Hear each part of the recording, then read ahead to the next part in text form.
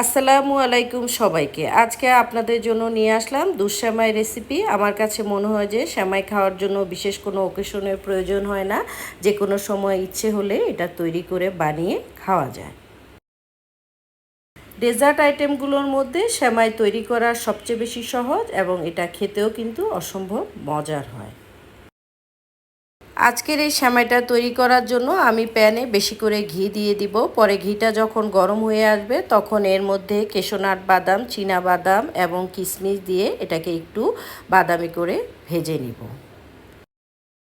বাদাম এবং কিশমিশটা বেশি ভাজা হয়ে গেলে খেতে কিন্তু তিতা লাগবে, তাই অল্প একটু ভাজা হয়ে গেলে আমি ঘি থেকে এই বাদাম এবং কিশমিশটাকে একটা পাত্রে উঠিয়ে নিব।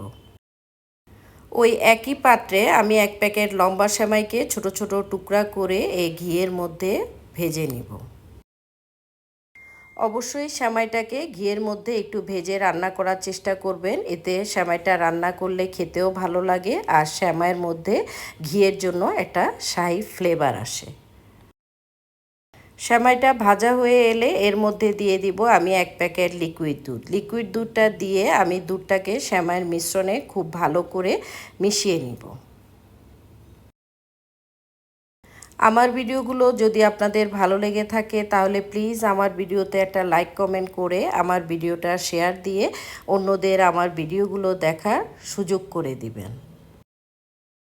এখন এই সেমাইয়ের মিশ্রণে আমি দিয়ে দিব তেজপাতা এবং 2টা এলাচ, সাথে অল্প একটু লবণ। আমি যে কোনো মিষ্টি জিনিসে একটু লবণ দিয়ে থাকি, এতে করে আমার কাছে মনে হয় যে চিনির স্বাদটা ভালো আসে।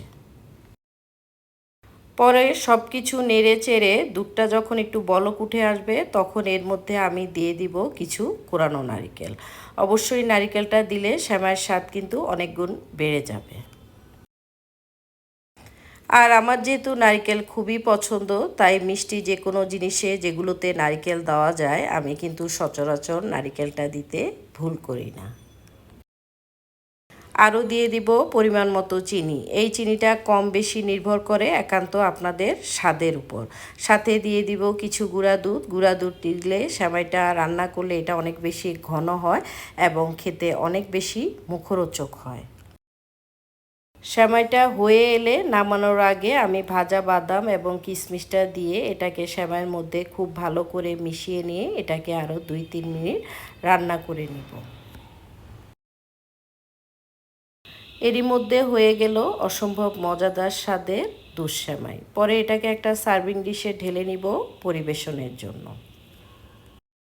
এতক্ষণ সাথে থাকার জন্য আপনাদের ধন্যবাদ।